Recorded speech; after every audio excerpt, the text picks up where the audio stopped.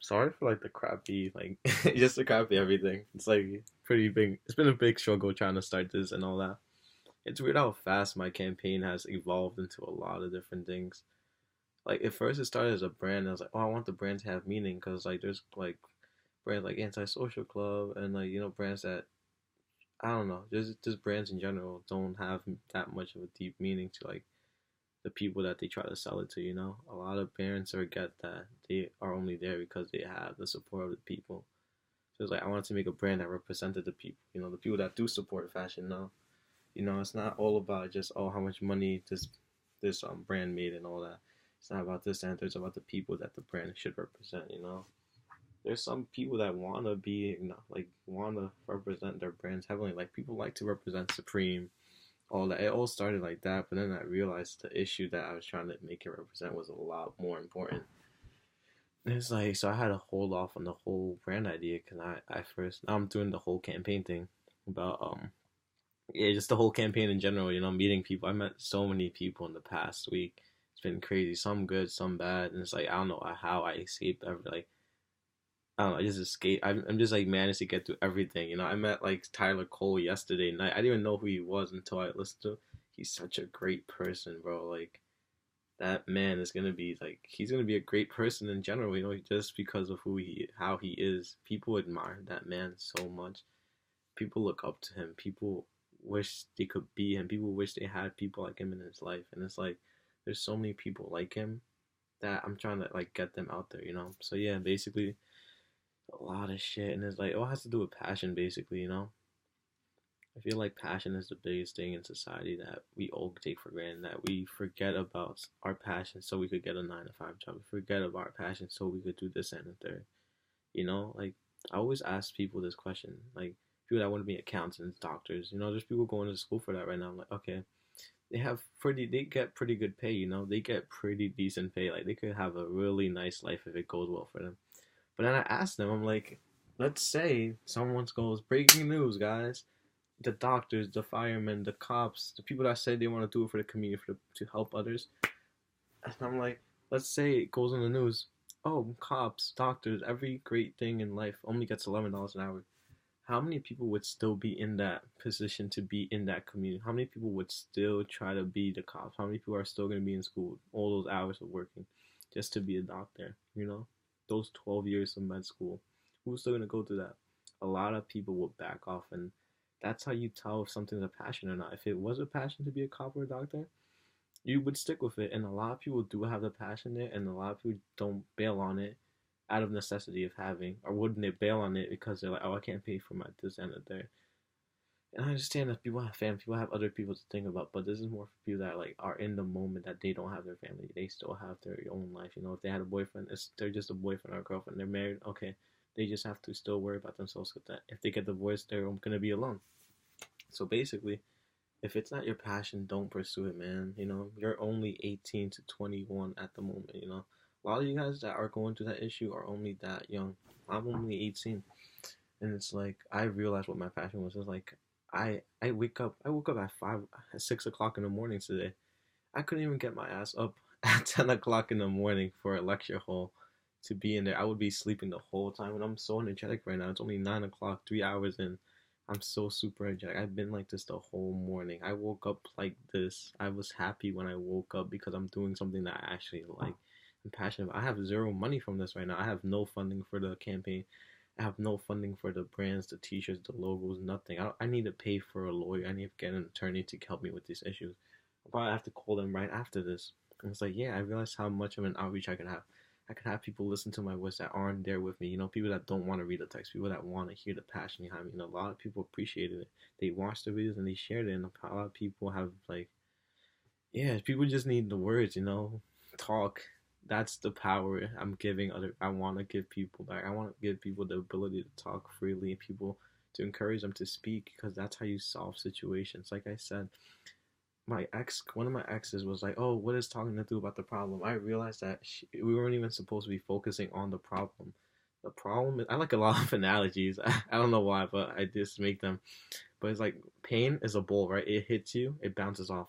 We can't do anything about what already happened. We can't do anything about the ball that hit you. we're not trying to solve that. We're trying to solve the bruise that the bowl left on your face.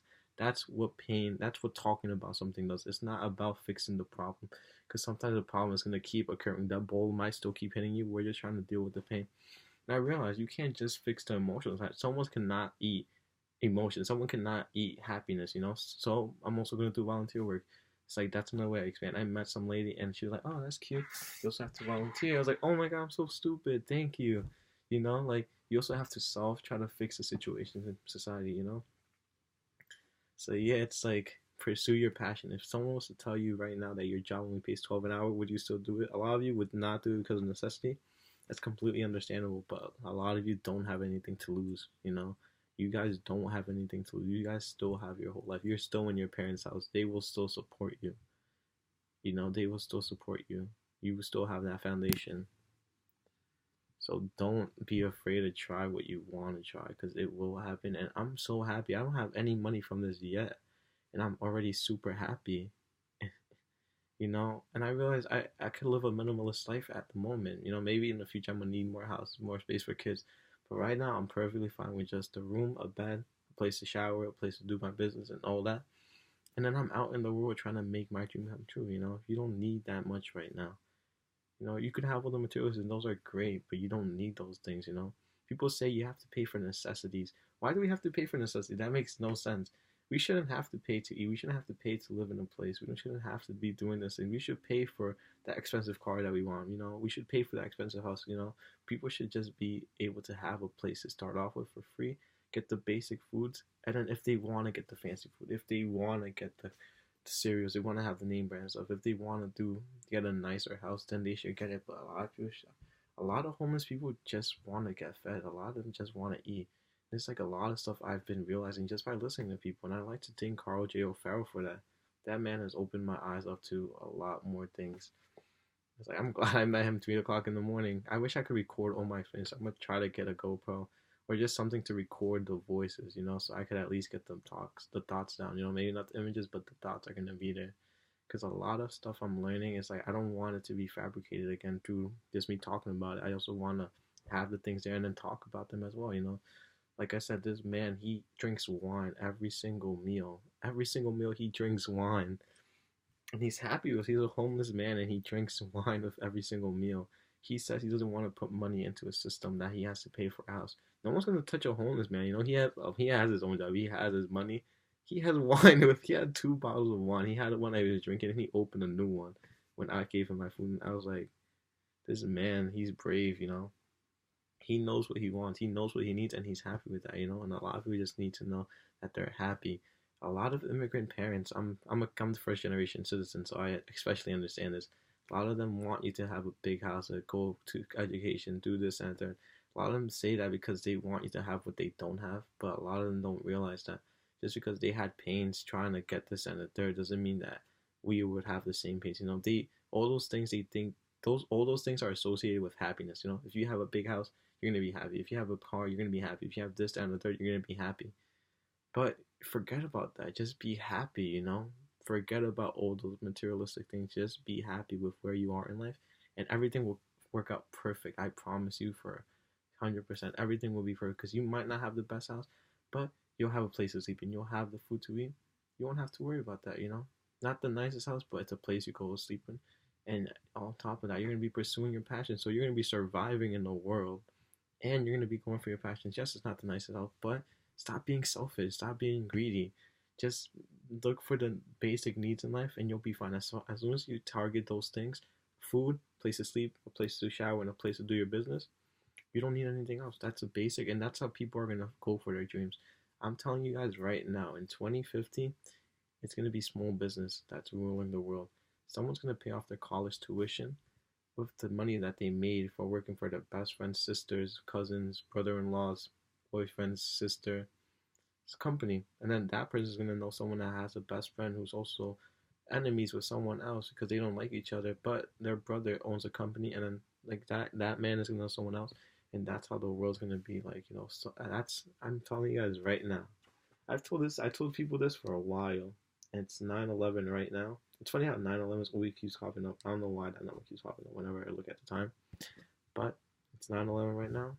And I'm telling you guys right now, in the future, small business is gonna win. Corporation is gonna be struggling a little bit. No, actually, they're gonna benefit from that. They're gonna have their deals. You know, the economy is gonna be stimulated even more from small businesses, from the loans that people take out, from the attorneys that they take out, from the partnerships they have to do with other corporations. Business is gonna be blossoming, and a lot of people are gonna be a lot more happy. We are at the state that we're gonna take control of our happiness, and we're gonna pursue everything that we want. This is the first official video. You know, the other one's just a campaign video to get it out. But now this is the first page. Like, this is like me acknowledging that this is gonna be my YouTube.